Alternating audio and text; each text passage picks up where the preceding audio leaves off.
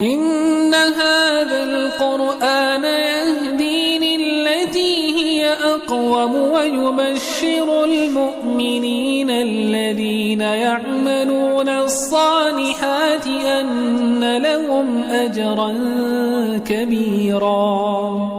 بسم الله الرحمن الرحيم. الحمد لله رب العالمين وصلى الله على النبي الكريم. أعوذ بالله من الشيطان الرجيم. وَإِذْ أَخَذْنَا مِيثَاقَكُمْ وَرَفَعْنَا فَوْقَكُمُ الطُّورَ خُذُوا مَا آتَيْنَاكُمْ بِقُوَّةٍ وَاذْكُرُوا مَا فِيهِ خُذُوا مَا آتَيْنَاكُمْ بِقُوَّةٍ وَاسْمَعُوا وَقَالُوا سَمِعْنَا وَعَصَيْنَا وَأُشْرِبُوا فِي قُلُوبِهِمُ الْعِجْلَ بِكُفْرِهِمْ قُلْ بِئْسَ مَا يَأْمُرُكُمْ بِهِ إِيمَانُكُمْ إِن كُنتُم مُؤْمِنِينَ. مشاہدین و ناظرین، جس طرح سے اس سے پہلے کے درس میں ہم اور آپ یہ سن چکے ہیں کہ یہود نے اللہ کے نبی صلی اللہ علیہ وسلم کو جان لیا تھا کہ یہ نبی ہیں. حسد اور بغض کی وجہ سے وہ ایمان نہیں لا رہے تھے. عملی گوشے میں یہ بات رہ گئی تھی کہ حسد اور بغض سے ہمیشہ اللہ رب العالمین کی پناہ مانگیے. یہ بہت بری صفت ہے، حق سے دور رکھتی ہے، لہٰذا اس سے بے حد بچیے اور دور رہیے. اسی طرح سے عملی گوشے میں ایک بہت بڑی بات یہ بھی تھی کہ تکبر جو ہے یہ تمام برائیوں کا جڑ ہے. تمام برائیوں کی جڑ ہے تکبر، اور تواضع اور خاکساری. سمعنا و اطعنا کا جذبہ جو ہے یہ تواضع اور خاکساری ہے. یہ جو ہے تمام خیر کی جڑ ہے، جی تمام خیر کی اصل و اصیل ہے. لہٰذا اللہ رب العالمین سے قلب خاشع مانگیے، تواضع مانگیے. اور نبی علیہ السلام نے فرمایا من تواضع للہ رفعہ اللہ، جو اللہ کے لیے تواضع اختیار کرے، جھک جائے، اللہ کے فرمانوں کے سامنے اپنے آپ کو بچھا لے اور ماننے لگ جائے، اللہ تعالیٰ اس کو بلندی عطا کر دیتے ہیں دنیا میں بھی اور آخرت میں بھی. لہٰذا دور رہیے کبر سے. عملی گوشوں میں یہ دو چیزیں رہ گئی تھی پچھلے درس میں. اب جو ہے آیت نمبر 93 سے لے کر انشاءاللہ تعالی آج کا درس 96 تک ہوگا، اور اللہ رب العالمین کے فرامین پر غور کیجئے. اللہ تعالیٰ فرماتے وَإِذْ أَخَذْنَا مِيثَاقَكُمْ وَرَفَعْنَا فَوْقَكُمُ الطُّورَ. اے بنی اسرائیل، اے یہود، یہ بھی واقعہ یاد کرو کہ جب ہم نے وعدہ لیا ان سے. اس واقعے کا بھی ذکر ہونا چاہیے کہ جب تم لوگوں پر طور پہاڑ لا کر کھڑا کر دیا، یہ کہہ کر کہ ہماری دی ہوئی چیزوں کو مضبوطی سے تھامو. خذوا ما آتیناکم بقوہ واسمعوا، اور صرف یہ کہو کہ ہم نے سنا اور ہم نے اطاعت کی. مضبوطی سے تھامنے کا مطلب عمل کرنا ہے. واسمعوا، اور اطاعت گزاری مراد ہے. یہ جو ہے آپ کا رویہ ہونا چاہیے اللہ کی آیتوں کے ساتھ. اگر تم ایسا نہیں کرو گے تو طور پہاڑ کو تمہارے اوپر ڈال دیا جائے گا سزا کے طور پہ. قالوا سمعنا وعصینا، ان کا رویہ یہ رہا، انہوں نے کہا ہم نے سنا اللہ کی باتوں کو، اور وعصینا، اور ہم نے کیا کی؟ نافرمانی کی. یہ کفر و انکار کی انتہا ہے. ان کی زبان سے اقرار ہو رہا ہے، اور کہ منہ سے تو وہ منہ سے تو اطاعت گزاری کا کہتے رہتے تھے، لیکن دل کے اندر جو بات چھپی ہوئی تھی وہ اس طرح سامنے آ گئی، اور یہ ان کی نیت کی خرابی کی انتہا ہے. اور معلوم ہوا کہ عملوں کا دار و مدار کس پر ہوتا ہے؟ نیتوں پر ہوتا ہے. لہٰذا جب انہوں نے یہ بات کہی کہ ہم نے سنا اور نافرمانی کی، میں یہاں پر آپ کو ایک لطیف نقطے کی طرف بھی وضاحت کر دینا چاہتا ہوں. میں بار بار جو سمینا و اطعنا کیوں کہتا ہوں کہ اللہ رب العالمین نے اپنے نیک بندوں کی، صحابہ رضوان اللہ علیہم اجمعین کی صفت بتائی، اور اللہ رب العالمین کے پیارے پیغمبر محمد صلی اللہ علیہ وسلم نے بھی جب جو ہے للہ ما فی السماوات و ما فی للہ ما فی السماوات و ما فی الارض وان تبدوا ما فی انفسکم وتخفوه یحاسبکم به اللہ فیغفر لمن یشاء ویعذب من یشاء واللہ علی کل شیء قدیر. جب یہ آیت نازل ہوئی، صحابہ پر بڑی یہ شاق گزری آیت کے ظاہر اور باطن نیتوں کے جو الٹ اور پھیر ہوتے ہیں ان پر بھی اب مواخذہ ہوگا. لہٰذا یہ تو بڑا مشکل کام ہے نیتوں میں تو طرح طرح کی باتیں آتی رہتی ہیں۔ تو اب یہ بات لے کر صحابہ نبی علیہ السلام کے پاس پہنچے تو بڑی تشویش کو لے کر پہنچے تھے۔ ان آیات پہ جب بات آئے گی تو میں انشاءاللہ تعالی مزید وضاحت کروں گا، لیکن جو مجھے کہنا ہے وہ یہ کہ صحابہ رضوان اللہ علیہم اجمعین کو پیارے نبی صلی اللہ علیہ وسلم نے جو نصیحت کی وہ یہ تھی کہ قالوا سمعنا واطعنا، کہ آپ لوگ یہ کہو ہم نے اللہ کی باتوں کو سنا اور ہم نے اطاعت کی۔ اللہ رب العالمین ضرور ہمارے لیے اس میں حل اور آسانی دیں گے، اور آگے چل کے لا یکلف اللہ نفسا الا وسعہا کا ذکر آیا، اور تمام آیات پر انشاءاللہ تعالی وہاں بات آئے گی۔ میں یہ کہنا چاہتا ہوں بہت بڑا ایک یہ وظیفہ ہے اللہ کے حکموں کے سامنے کہ ان کو سن لینا اور ان پر عمل کرنا، کیونکہ اسلام توقیفی مذہب ہے، جیسے اللہ نے بتایا ویسا ماننا ہے۔ اس میں کسی کی رائے نہیں چلتی، کسی کا قول نہیں چلتا، کسی کی فقہ نہیں چلتی، کسی کی ہوا پرستی نہیں چلتی، عقل نہیں چلتی، منمانی نہیں چلتی۔ یہ جس طرح اللہ نے بتایا ہے ویسا ماننا۔ لہٰذا سمینا و اطعنا ایک واحد قاعدہ ہے جس سے انسان شریعت پر مکمل اتر سکتا ہے، اور ان لوگوں کے اندر وہی خرابی تھی، اور ان کی بری خصلت کا ذکر ہو رہا ہے یہودیوں کا، اور مسلمانوں کی خوبی کا ذکر ہوا ہے اور ان کی برائی کا ذکر ہوا ہے قرآن میں اللہ کی آیتوں کے متعلق۔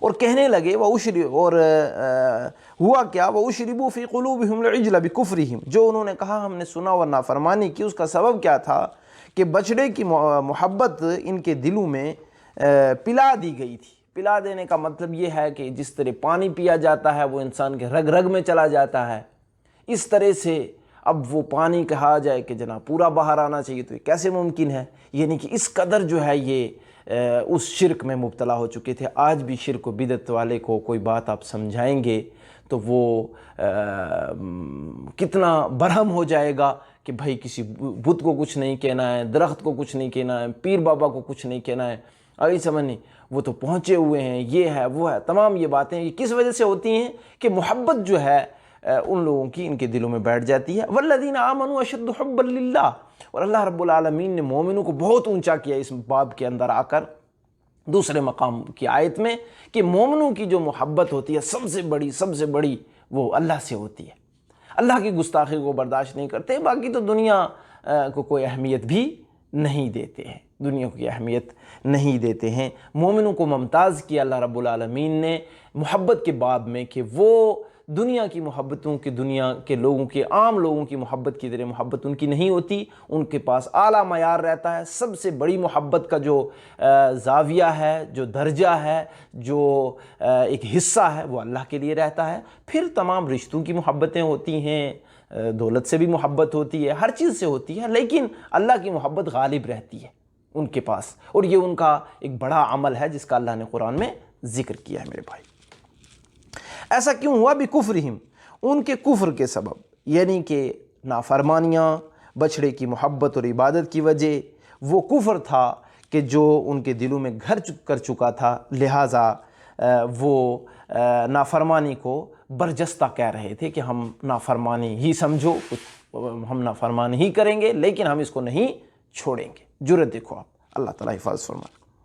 رب العزت نے فرمایا قل بیس ما یامرکم بہ ایمانکم، ان سے کہہ دیجئے کہ تمہارا ایمان تمہیں برا حکم دے رہا ہے، ان کنتم مومنین، اگر تم مومن ہو، اگر تم اللہ کے پر اور اللہ کے رسول صلی اللہ علیہ وسلم موسیٰ کلیم اللہ پر ایمان لانے والے ہو، تو ایمان لانے کے بعد اللہ کے حکموں کو ٹھکرانا اتنی جرأت کے ساتھ، یہ ایمان غلط حکم دے رہا ہے۔ اور اگر رتی بھی ایمان ہوتا تو ایسا ہرگز نہ کرتے، ایسا ہرگز نہ کرتے۔ پتہ چلا جتنا ایمان پہلا تو یہ پتہ چلا کہ نیکیوں سے ایمان بڑھتا ہے، اور جیسے میں نے پیچھے بتایا تواضع سے بڑھتا ہے، اسی طرح سے حسد اور بغض سے دور رہنے سے بڑھتا ہے۔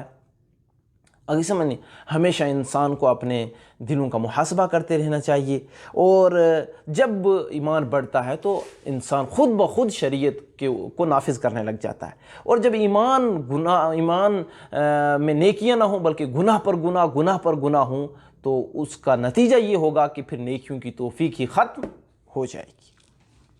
پھر اللہ رب العالمین احکم الحاکمین فرماتے قل ان كانت لكم الدار الآخرة عند الله خالصة من دون الناس فتمنوا الموت ان كنتم صادقین، ان کا ایک نعرہ تھا، ان کا ایک یہ لوگوں کے سامنے ایک دعویٰ تھا کہ بھائی آخرت تو ہمارے لیے ہے، جنت ہمارے لیے ہے، لہٰذا پیچھے بھی ذکر گزر چکا، اگر ہم جائیں گے بھی جہنم میں تو کچھ ہی دنوں کے لیے جائیں گے، ویسے تو ہم اللہ کے پسندیدہ ہیں، بیٹے ہیں، محبت ہے ہم سے۔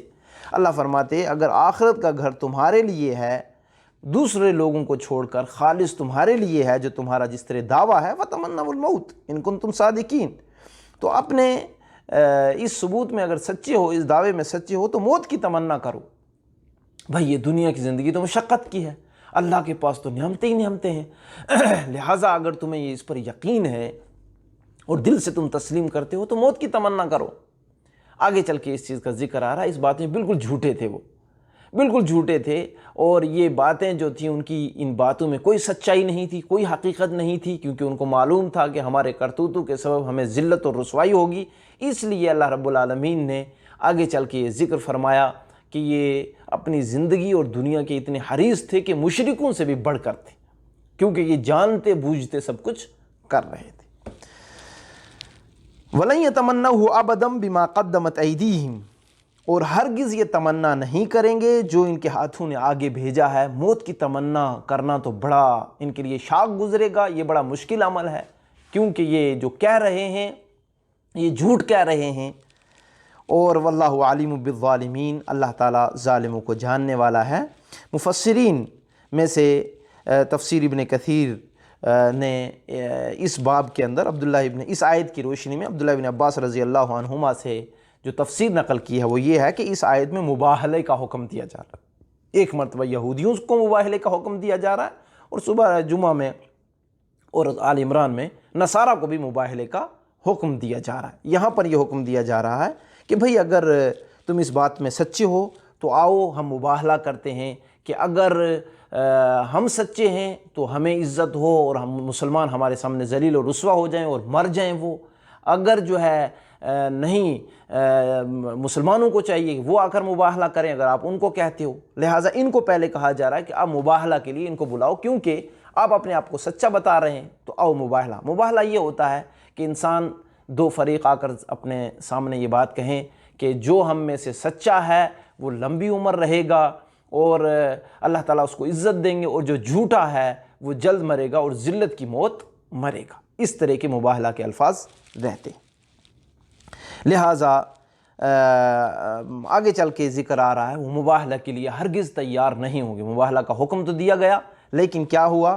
وَلَا تَجِدَنَّهُمْ أَحْرَصَ النَّاسِ عَلَىٰ حَيَاةٍ وَمِنَ الَّذِينَ أَشْرَكُوا، ان لوگوں کو، اے پیارے نبی صلی اللہ علیہ وسلم، ان یہود کو تم زندگی کے لمبی عمر کے زیادہ حریص پاؤ گے، مشرکوں سے بھی زیادہ یہ زندگی کی تمنا کرتے ہیں۔ يَوَدُّ أَحَدُهُمْ لَوْ يُعَمَّرُ أَلْفَ سَنَةٍ، ان کی تو یہ خواہش ہے کہ یہ ہزار سال جئیں، ہزار سال جئیں۔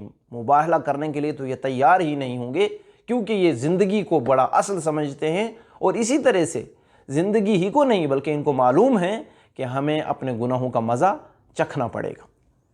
وما هو بمزحزحه من العذاب، گو یہ عمر دے بھی دیے جائیں تو انہیں عذاب سے چھٹکارا نہیں مل سکتا۔ زحزح منع ہوتا ہے چھٹکارا پانا، جس طرح اللہ تعالیٰ نے فرمایا وَمَنْ زُحْزِحَ عَنِ النَّارِ وَأُدْخِلَ الْجَنَّةَ فَقَدْ فَازَ، جو جہنم سے بچا لیا گیا، جنت میں داخل کر دیا گیا، وہی کامیاب ہے۔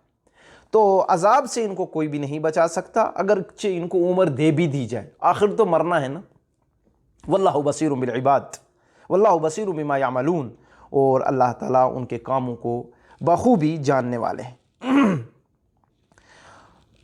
یہ مختصر سا ترجمہ اور تفسیر تھی سامعین و مشاہدین آج کے اس درس کی۔ عملی گوشے کے اندر جو بڑی اہم بات تھی اس پر مجھے آپ کو بتانا ہے وہ یہ کہ سب سے پہلے یہ بات کہ اللہ رب العالمین سے ہمیشہ اس کی خوشنودی مانگیے اور اللہ کی ناراضگی سے اللہ کی پناہ میں رہیے، اور یہ دعا پڑھیے ہمیشہ اللہم انی اعوذ برضاک من سخطک و بمعافاتک من عقوبتک، الہی میں تیری خوشی مانگتا ہوں، ناراضگی نہیں، اور الہی میں عافیت مانگتا ہوں، سزا نہیں۔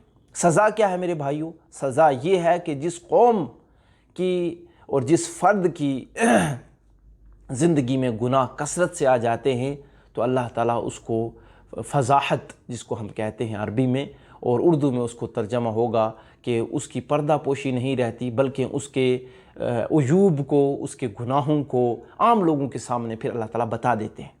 اللہ تعالیٰ بتا دیتے ہیں کہ اتنا بڑا پاپی ہے، اتنا بڑا گنہگار ہے۔ اللہ ہم سب کے پردے رکھے، ہمارے گناہوں کو معاف کرے، اللہ خوشی نصیب کرے، ناراضگی سے بچائے، اللہ عافیت میں رکھے، اور اللہ تعالیٰ اپنی سزاؤں سے بچا کے رکھے۔ یہ اس حدیث کا اور دعا کا ترجمہ تھا جو میں نے کہا ہے، لہٰذا جو ہے اس دعا کو جا کر آپ یاد کریں گے، کیونکہ جو بنی اسرائیل تھے ان کی یہ فضیحت کی جا رہی ہے، ان کے پردے فاش کیے جا رہے ہیں کہ وہ ان گناہوں میں لت پت رہا کرتے تھے۔ پھر میرے بھائیوں، آخرت کی دوسرا عملی گوشہ وہ یہ ہے کہ ہمیشہ مومن کو یہ چاہیے کہ اپنی تیاری رکھے اور آخرت کا شوق، اللہ سے ملاقات کا شوق اپنے دل میں بٹھائے۔ جب یہ شوق اللہ کا اپنے دل میں بٹھائے گا تو خود بخود نیکیوں کی طرف چلتا جائے گا۔ اللہ کی ملاقات کا شوق اگر اس کے دل میں آ جائے گا تو وہ نیکیوں کی میں راغب رہے گا، برائیوں سے ڈرتا رہے گا، بچتا رہے گا۔ جس طرح سے ہم نے دیکھا کہ یہودیوں کو یہ کہا گیا کہ اگر تم سچے ہو تو پھر اپنے اللہ سے ملنے کی تمنا کرو، تو ظاہر سی بات ہے انہوں نے تمنا نہیں کی، مباہلے کے لیے تیار نہیں ہوئے، کیونکہ ان کو معلوم تھا کہ گناہوں کے سبب ہمیں تو ذلت و رسوائی ہوگی، تو بڑی لمبی لمبی عمر کی تمنا کرنے لگے، جس کے نتیجے میں اللہ نے فرما بھی دیا لمبی عمر ہو بھی جائے تب بھی وہ عذاب سے نہیں بچ سکتے۔ لہٰذا سامعین و مشاہدین، ہمیشہ عملی گوشے میں یہ بات یاد رکھیں کہ اللہ کی ملاقات کا شوق رکھیں دل میں کہ الہی میں تجھ سے جب بھی ملوں تو مجھ سے راضی ہو، اور یہ شوق انسان کا، میں اللہ سے ملنا چاہتا ہوں، اور اس شوق سے وہ انسان نیکیوں میں اضافہ ہوگا اور راغب رہے گا۔ اسی طرح سے یہ بات بھی ذہن میں رہے کہ آخرت کا گھر بڑا ہے اور وہ ہمیشہ ابد آباد کی زندگی ہے، اس کی تیاری کو افضل سمجھیں اور دنیا کو کبھی ترجیح نہ دیں۔ دنیا کو کبھی ترجیح آخرت کے اوپر نہ دے، بلکہ آخرت کو دنیا پر ترجیح دیں۔ زندگی بسر کرنے کا یہ طریقہ بتایا جا رہا ہے اس آیت بینہ کے اندر کہ قُلْ إِنْ كَانَتْ لَكُمُ الدَّارُ الْآخِرَةُ خَالِصَةً مِّن دُونِ النَّاسِ وَتَمَنَّوُا الْمَوْتَ إِن كُنتُمْ صَادِقِينَ۔ سامعین و مشاہدین، دعا گو ہوں اللہ رب العالمین سے اللہ کہنے والے اور سننے والوں کو اپنی خوشی نصیب کرے، ناراضگی سے بچائے، اللہ عافیت میں رکھے اور سزا اور عقوبت سے بچائے۔ اسی طرح اللہ تعالیٰ اپنی ملاقات کا شوق ہمارے دلوں میں بٹھا دے، نیکیوں پر عمل کرنے والا، برائیوں سے دور رہنے والا بنا دے۔ آمین وصلی اللہ علی النبی الکریم۔ سبحانک اللہم وبحمدک، اشہد ان لا الہ الا انت استغفرک واتوب الیک۔ السلام علیکم ورحمۃ اللہ وبرکاتہ۔